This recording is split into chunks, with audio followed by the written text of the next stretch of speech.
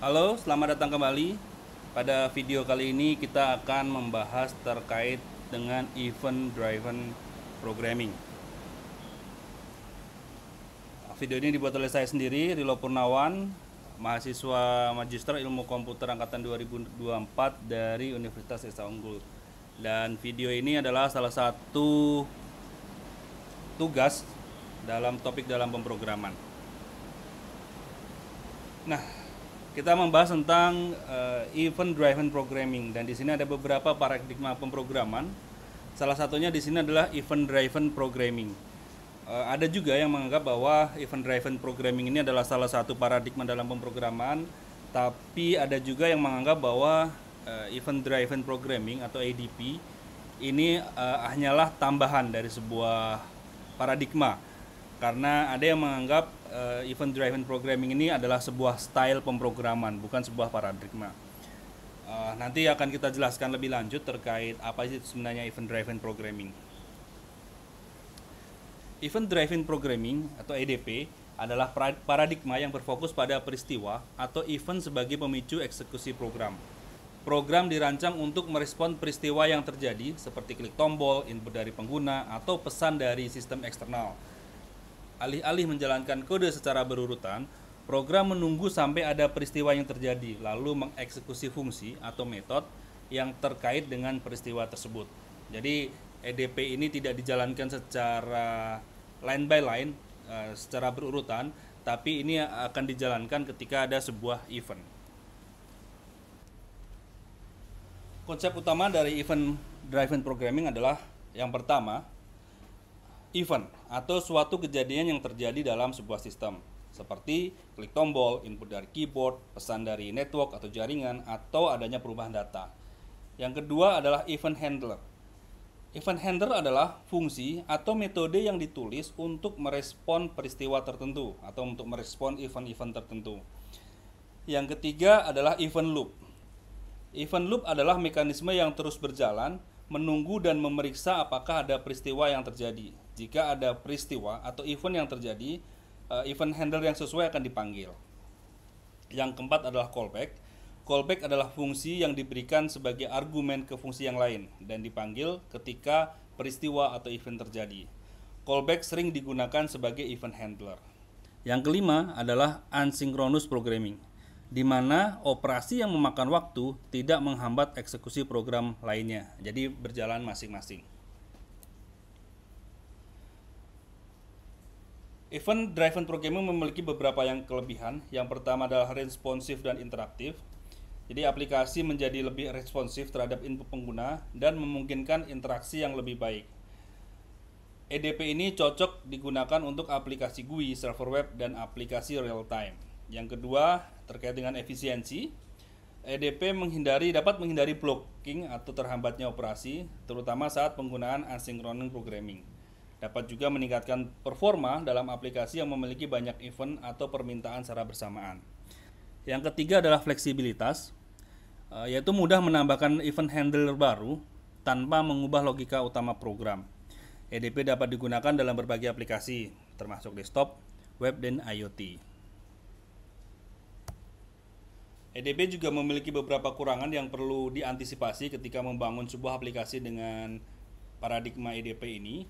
Yang pertama terkait kompleksitinya atau kompleksitasnya. Sebuah program akan dapat sulit dipahami, terutama jika ada banyak event handler dan callback yang terdaftar. Jadi adanya callback hell.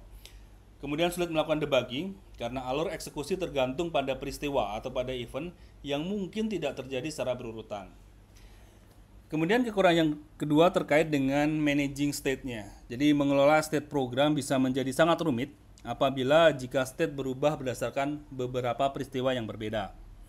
Kemudian ada kemungkinan risk of race condition. Jadi ada beberapa event yang terjadi bersamaan. Hasil yang tidak terduga dapat terjadi jika state tidak dikelola dengan hati-hati. Biasanya terjadi apabila ada data yang diubah dari event-event yang berbeda. Ini adalah contoh. Contoh di sini kita menggunakan bahasa pemrograman. Jadi ini sangat sederhana. Ini hanyalah untuk menunjukkan event itu terjadi seperti apa dan apa responnya. Kita sudah menyiapkan di sini dengan menggunakan Microsoft Visual Studio. Kita sudah menulis. Jadi ini sangat sederhana. Kita coba jalankan.